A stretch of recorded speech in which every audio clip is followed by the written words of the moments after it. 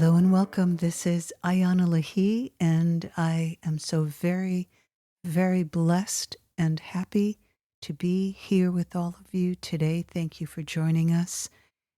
In this week's episode of Be1, Be You, we are diving into the theme sexual abuse and how it affects your life path. Until we open up the trapdoor to the humiliation and hidden anger and fear in the body that gets pushed away, pushed down because of the overwhelm of it, until we open that door with tender, loving care and attention. Our life goes through sometimes difficult to comprehend and unravel why things have become difficult. The reason that I'm focusing in on sexual abuse and how it affects your life path, because over the 45 plus years of working with men and women from all professions and nationalities in different parts of the United States and the world, I have come to experience how many people have been, how many of us have been sexually dishonored and sexually violated. And so in today's podcast, I dedicate from my heart the healing and the healing insights, the understanding of how to heal from the effects of sexual abuse, and also understanding that it is the underbelly, the underlying currents beneath the ocean. It is what is passed from generation to generation. It is what is hidden by individuals who have pushed aside their own inner abuse issues to such a point that their made up personality, their fake self, has become a commodity in the world. And I love helping people find their freedom path, the way through the turmoil that is inside of each and every one of us. And so this love within me came about through having to free myself with the help of some incredible beings, masters, spiritual guides that are quite elevated and realized. And I give thanks to them. To understand how sexual abuse affects your life requires your ability to be silent and alone with yourself.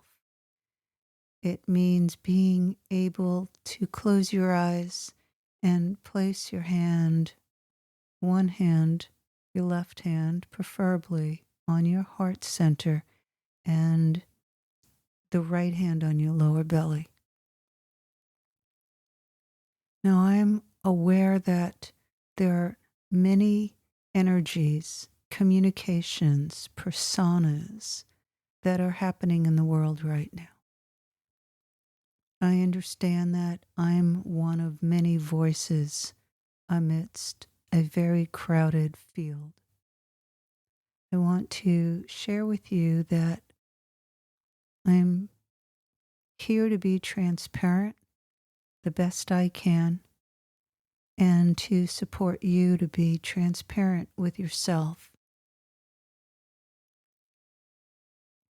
There are inappropriate behaviors from parent to child that happen sometimes intentionally and other times out of curiosity of a parent who is pretty checked out and touches a baby inappropriately, touches a child inappropriately. And what happens is that the Kundalini sexual energies in the sexual organs awaken before its natural timing to awaken. And the brain receives messages saying, well, quite a few things. One of them is that your self-worth is based upon your desirability sexually, that your existence requires that you give your power over to someone else and that you make yourself subservient to someone else, or you interpret the message, I need to overpower as many people as I can, or overpower my own pain inside. I need to overpower being humiliated. I need to overpower the inner shame. And so there's a bypass in the wiring system inside. That's what happens when we evolve, grow biologically. We don't necessarily grow up, but we grow into either separating from the core pain or we reunite with the pain to find the light, that deep, deep source of real power inside of us. No one can destroy the love that is inside of us, which is our real power.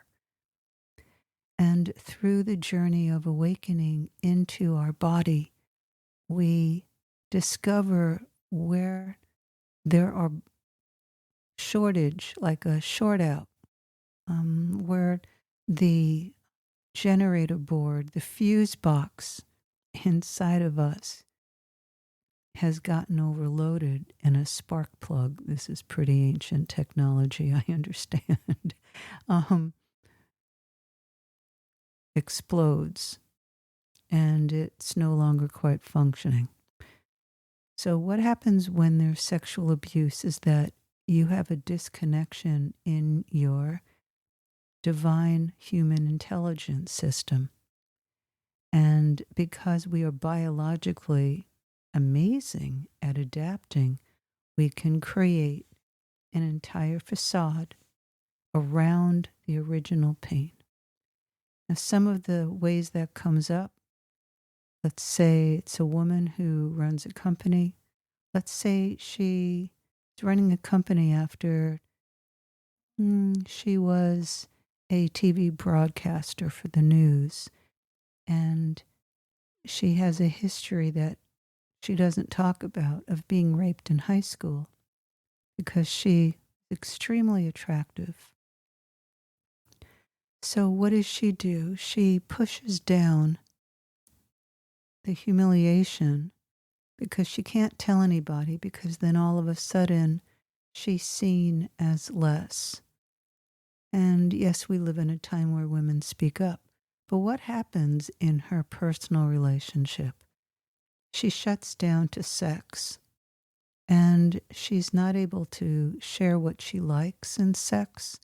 She pushes down her feelings and steps into her masculine, imbalanced self to run her company, and only shares her vulnerable feminine self, not with her husband, but with a close girlfriend or a sibling sister, but never really comes through. And even though she might make a lot of money, she runs a good company, she has a restlessness and an unhealed pain that no one will ever know about or hear about unless she decides to heal herself, and through her own healing opens to a greater level of compassion and love for others, and is able to then meet other people where they are and run her company, innovate her company to next levels. Here's a man. He is type A personality. He grew up in an ethnic family, very close-knit, and there was childhood sexual abuse from his father. And his father was very jealous of him because his wife, the son's mother, cradled her son and wanted to nurture him more than she did to her husband. At a feeling like a financial failure, career failure, he weakens his son. His son is very self-motivated, has great determination to make a difference in the world through architecture, innovation, and new technology. He's always got his greatest gifts artistically hidden because his father had already worked to steal his core creative energies through sexually abusing him. So this man that I'm describing never is able to sustain his financial successes. They go up and down.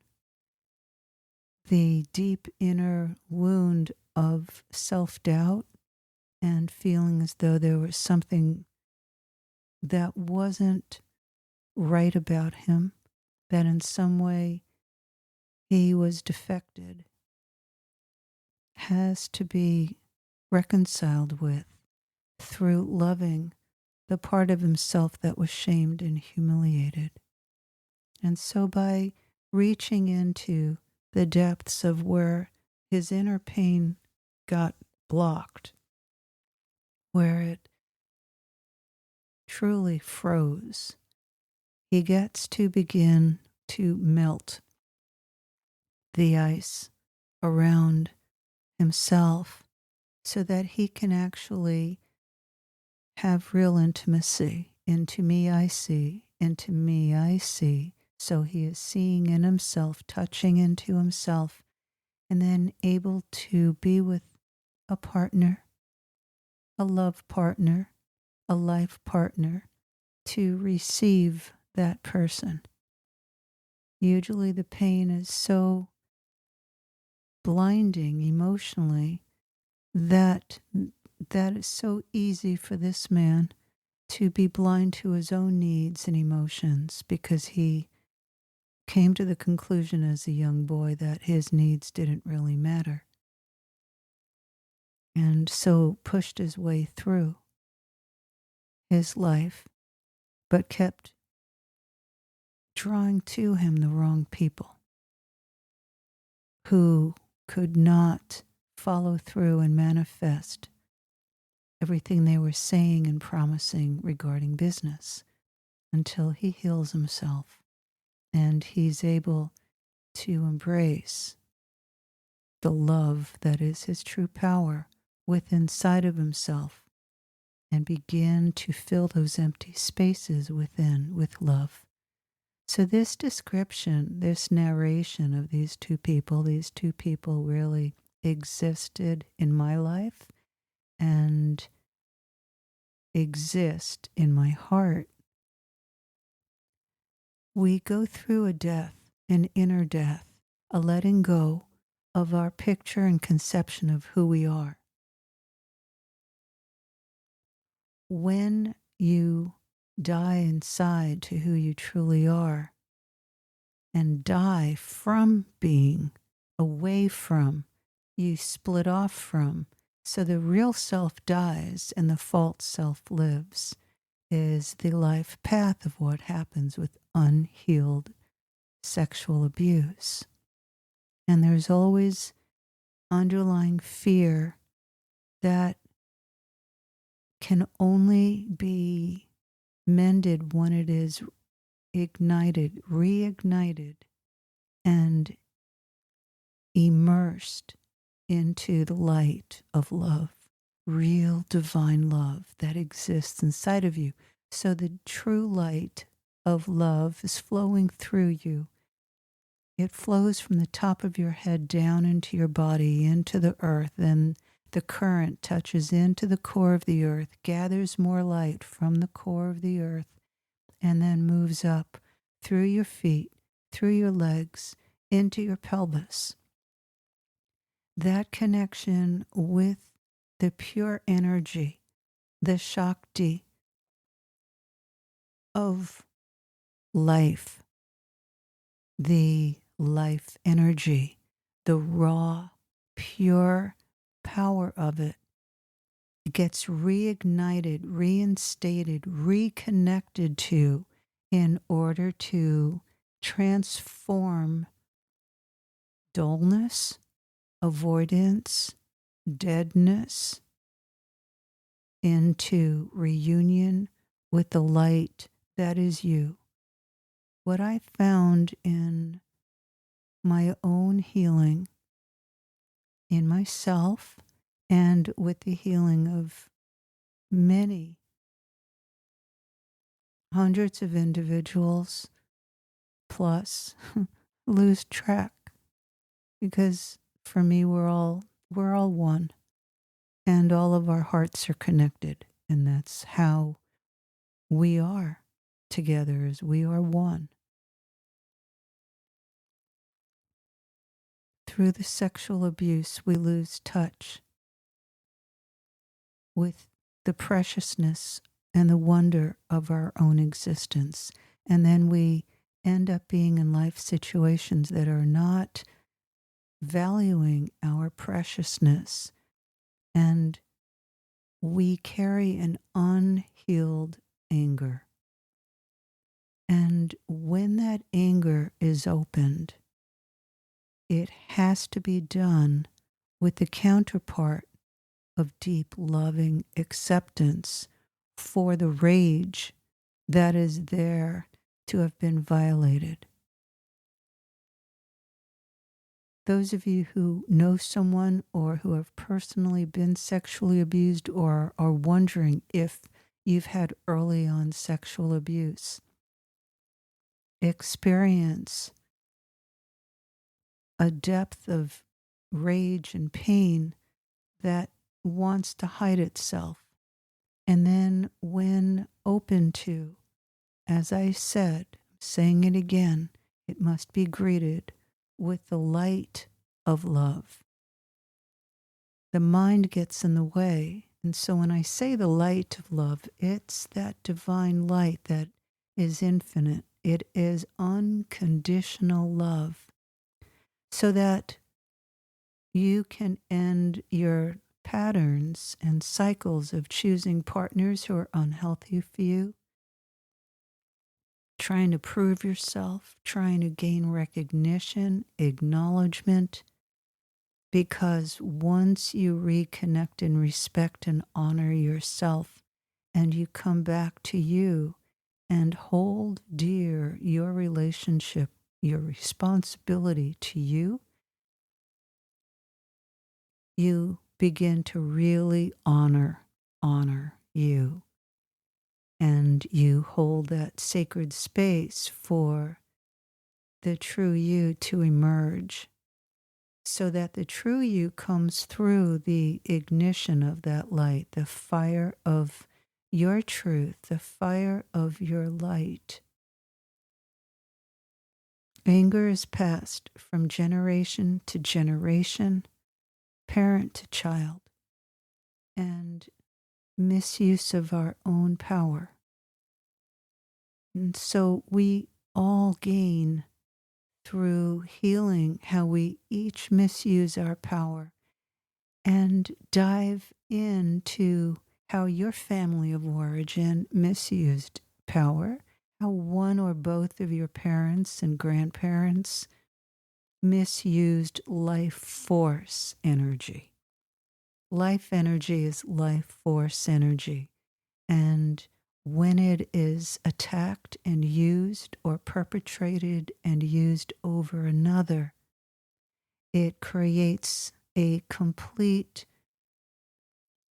discombobulation of the direct connection to source. So to shift the outcomes in your life financially that are affected through having your currents sabotaged, relationship, intimacy, connections mended through healing and reconnecting your true life force energy connections, you are then able to realign with the infinite source within you that is the pure, true current of light or God within sight of you.